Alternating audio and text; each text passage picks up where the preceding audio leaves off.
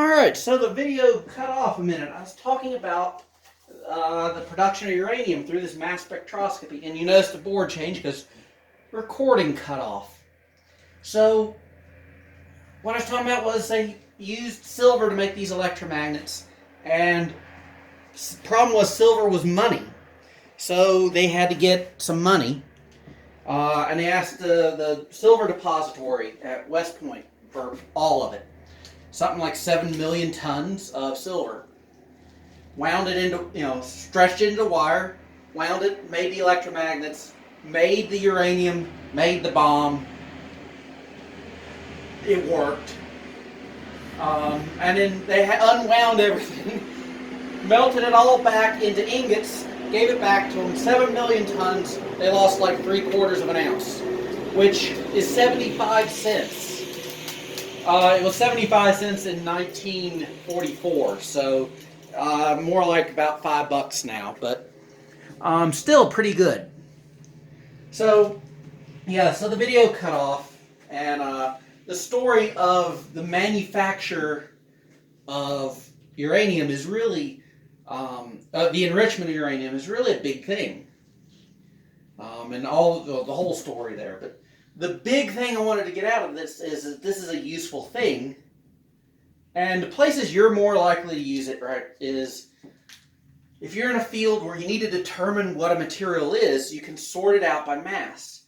One of the obvious things that y'all have probably seen is some sort of crime drama where they send an unknown sample to the lab and they find out that it's like some perfume or something, or it's some weird liquid, like a weird accelerant or something, or they do their crime magic. They shine their evidence lights on everything, and they find evidence everywhere, and then they send it to the lab, and they do this. The other, the more realistic thing is if you're doing chemistry, you want to characterize your material. Maybe not what it is, but how much of it did you actually get out of the stuff? And a really sensitive way of making particular things is by sorting by mass like this. Or maybe you're in medicine, you want to figure out how much of something's in a sample of blood or something. Maybe you can do something like this. So the last little bit I wanted to talk about is about this magnetic force that we defined at the very beginning. Because I just realized that you have a problem in here, and I haven't quite come up with what you need for it. We talked about an individual charge moving with some speed. What happens if I have a current? What happens if I have a circuit? Right, so I have a battery, and I have a light. And so current's going to go this way, and this way. And we'll call that current I. But what happens if I put a magnet here? And there's a significant enough current. I should be able to notice some force on this. And it turns out you can. That if I put the magnetic field in, say B, and we'll call the direction of the current the direction of the velocity. So the velocity is this way, and the field is up, that should cause a force into the board there. And it turns out that works. And the idea is I can do the force on each individual charge in the current. And that's what we have here. We have Q delta x over delta t b sine phi. But then we can move this delta t. So we're counting the number of charges that go by. And then we'll call this L instead of delta x. So we'll put L in here. And then we'll have B sine phi. But this is the current. So we have F is I L B sine phi. So what this means is if I have a current running through a wire, and the wire has a particular length, right, so here's our wire, we're going to have some current I running through it. And then we can put in that the length is L. And then we can put in a magnetic field.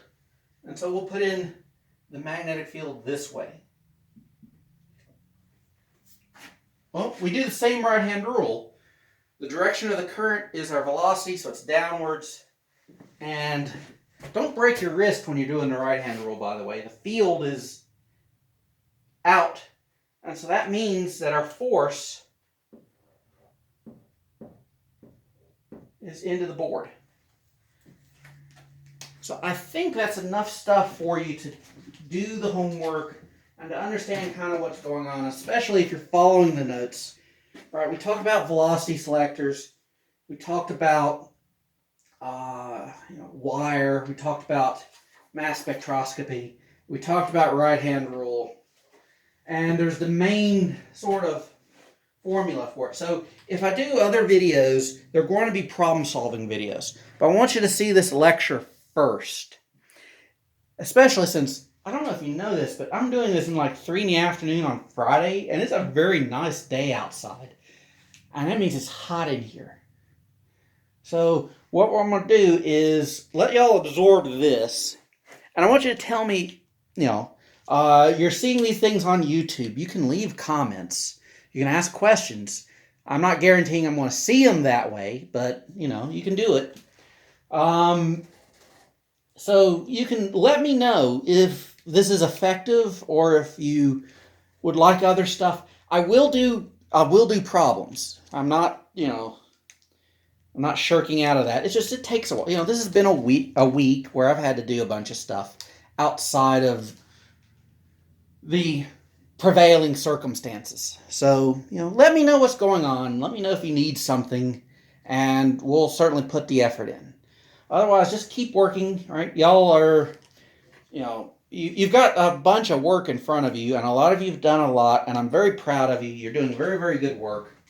I just want you to just, make sure that you're continuing this stuff, because what I don't want you to do is, the future engineers don't need to go to college and then need to know their circuit fundamentals, and they're just, I don't know.